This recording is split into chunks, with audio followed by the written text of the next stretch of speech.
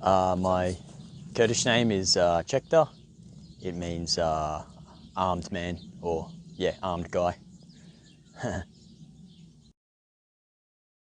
I've been here about three months now. So yeah, 3 months to go till the end of our contract, I guess. Yeah. I came here initially to serve over in Syria with the Kurds. So yeah, I joined up with a friend with the YBS because yeah, it was the best option at the time, I think, and yeah, good looking unit.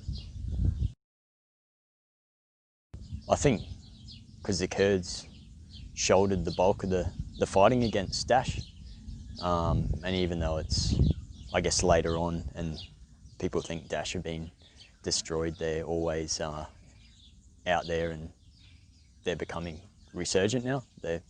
So yeah, the Kurds have always borne the brunt of that. So I thought, yeah, I mean, why not serve with the Kurds alongside the Kurds and help out, fight Daesh, and help them, yeah, rebuild hopefully. Yeah, I served in the Australian Army, did my time there in the regular army, and then yeah, did various things around the world and various areas around the world, and yeah, ended up here for now.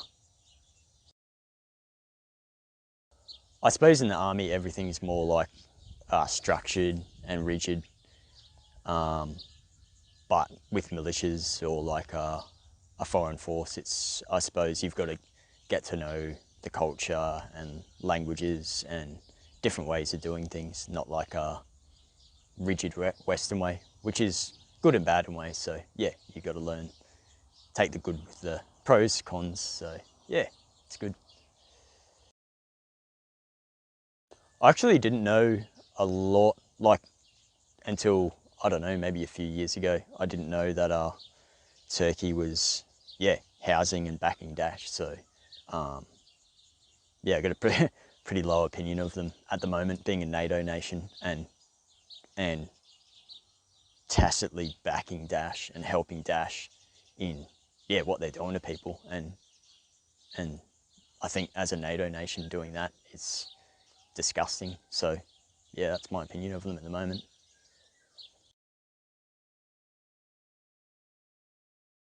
I haven't been here long, so yeah, I'm not uh, like, I'm not the best on it, but I think he's got really good ideas about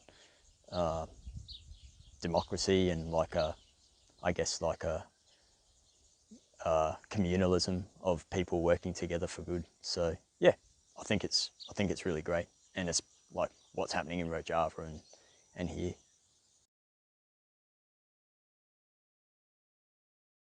Um, yeah, definitely. I think yeah, in Western Army, I guess it's more like your own countrymen, so it's easier to yeah, easier to, I guess, fit in and like get along with everybody. But at the same time, I think it's cool being here because yeah, Kurds are really open, so they'll share their food and become friends with you really fast. So yeah, I like that kind of almost, yeah, more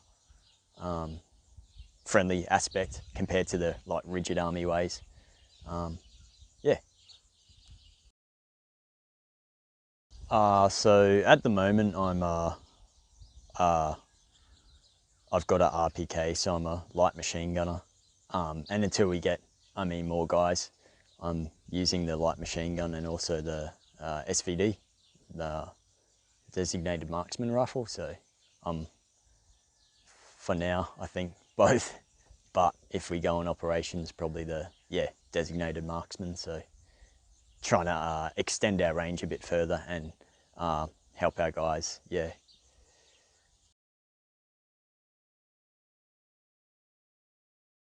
If we do, I mean, if or when pretty much we deploy, yeah, hopefully I'm here. But if not, that's okay. But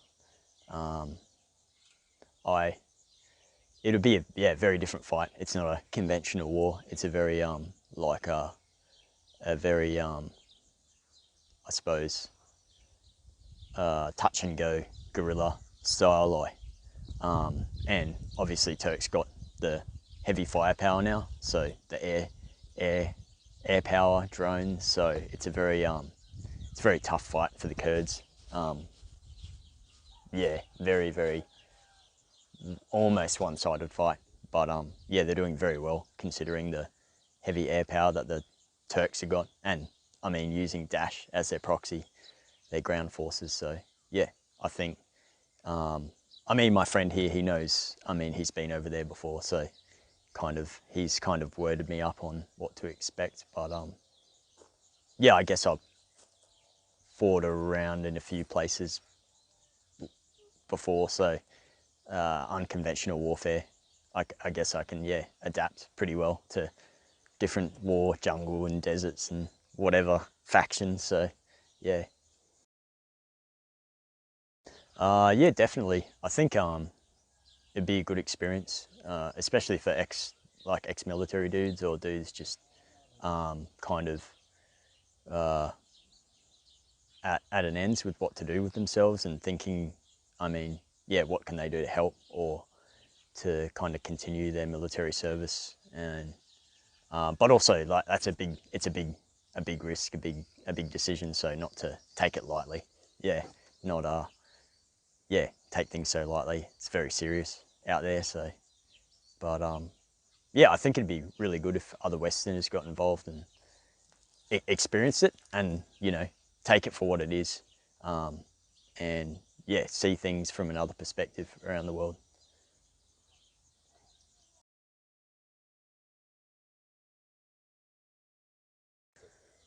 I think it's like a thing, a similar thing, somewhat similar to us. I mean, not the same, but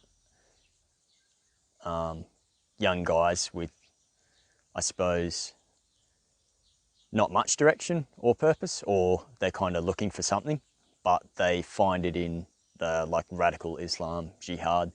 So I mean, they get fueled by it and pumped up by it, and in a way, I feel sorry for them because they're getting sucked into a death cult like Daesh, the murder and rape and pillage, and try to establish some kind of caliphate, which is, it's a joke. It's just brainwashing. Like, yeah, it's wrong, and I feel sorry for them, but in a way, like, you know, we've got to fight that. So, and you can't just fight it with words. Like, if they're shooting at dudes and establishing these terror cells, you got to fight them. You got to kill them. It's as simple as that. Find them and kill them. It sounds bad, but that's what it all comes down to. So, yeah, Shengal is important because, I mean, it sits right on the border between uh, Iraq and Syria, or, yeah, Rojava and Bashur. Bashur. So, it's a key position, and the heights, it's a very, like, there's a lot of heights here, obviously, the hills and mountains.